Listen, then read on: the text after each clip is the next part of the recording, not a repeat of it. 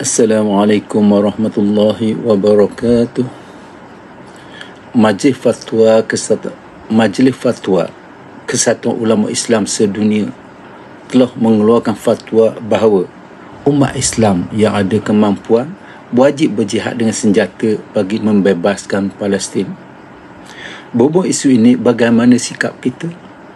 Kita mungkin setuju dengan fatwa tersebut, tapi kita tak buat apa-apa. Seluruh dunia membiarkan Gaza dimusnahkan oleh Israel. Sudah lebih 50,000 rakyat Gaza meninggal akibat tindakan ganas Israel. Seluruh Gaza hancur umpama padang jarak, padang terkukuh. Malah negara umat Islam sendiri sekadar mengkritik tindakan Israel tanpa ada tindakan yang berkesan untuk selamatkan penduduk Gaza.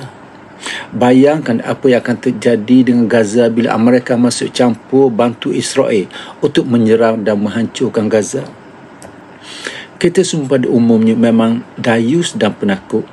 Kita semua sanggup membiarkan penduduk Gaza dizolimi sebegitu rupa. Tak sanggup terlibat bantu Gaza secara langsung kerana kita takut dan tak ada cita-cita untuk mati syahid. Padahal Gaza merupakan pusat anak muda kita untuk dapatkan mati syahid, tapi hakikatnya kita memang penakut. Kepada kita-kita yang dayus dan penakut, secadang supaya kita lakukan sembahyang sunat utaqah atau sembahyang pembebasan.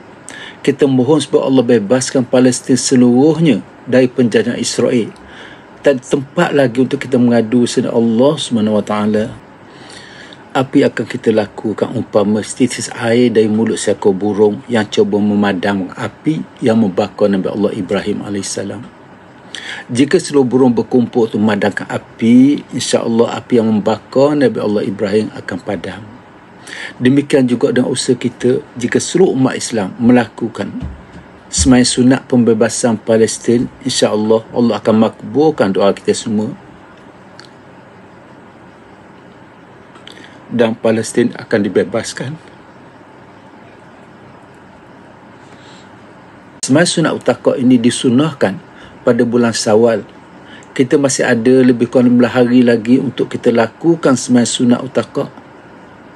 Sembahyang ini dilakukan sebanyak 8 rakaat di bulan Syawal. Saya cadangkan kita sembahyang 8 rakaat dengan 4 salam. Setiap rakaat kita baca surah Al-Fatihah dan diikuti dengan 15 kali surah Al-Ikhlas. Selesai sembahyang, kita bertasbih dan bersalawat sebanyak 70 kali. Kerana kita berdoa kepada Allah SWT. Semua sunat utaqah boleh dilakukan pada bila-bila masa, tapi secadang supaya kita lakukan sebelum subuh.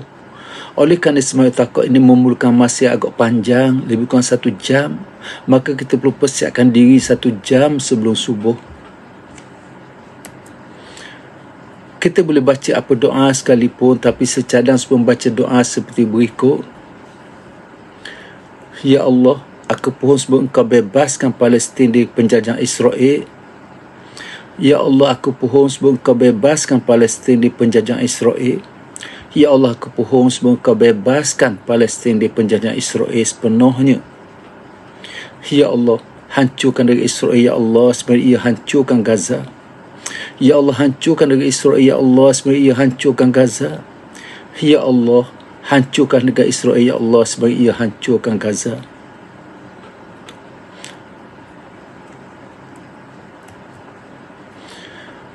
Semoga dengan bantuan kita yang sekecil ini dapat melepaskan diri kita di persoalan daripada Allah nanti. Setidak-tidaknya kita berusaha untuk bantu rakyat Gaza walaupun sekadar setitis air dari mulut seekor burung. Semoga dan doa kita semua dimakbulkan oleh Allah SWT untuk memusnahkan Israel seluruhnya, seperti apa yang telah terjadi ke atas Los Angeles. Sekianlah, wabillahi taufiq wal hidayah. Wassalamualaikum warahmatullahi wabarakatuh. Assalamualaikum warahmatullahi wabarakatuh. Ingatlah, sebagaimana rakyat, begitulah pemimpinnya. Kita yang jadi penentu kepada pelantikan seorang pemimpin. Jika perangai kita buruk, hidup dipenuhi dengan hasad dengki, asyik maki dan supaskana, apakah kita mengharap untuk dapat seorang pemimpin yang baik. Sebagaimana kita, begitulah pemimpinnya. Sepatutnya kita berdoa kepada Allah, semoga kita dikurniakan seorang pemimpin yang baik. Tapi sebelum itu, kita perlu perbaiki akhlak dan perangai kita untuk menjadi seorang mukmin yang baik. Kemudian berdoa semoga Allah Ta'ala kurniakan kepada kita semua seorang pemimpin yang baik. Hari ini pemimpin kita bukan seorang pemimpin yang baik. Tapi berkat doa kita semua secara ikhlas dan secara berterusan, tak mustahil Allah Ta'ala akan ubah seorang pemimpin yang jahat menjadi seorang pemimpin yang baik. Jika kita rakyat berpanggil buruk, mengutuk pemimpin, kemudian mendoakan keburukan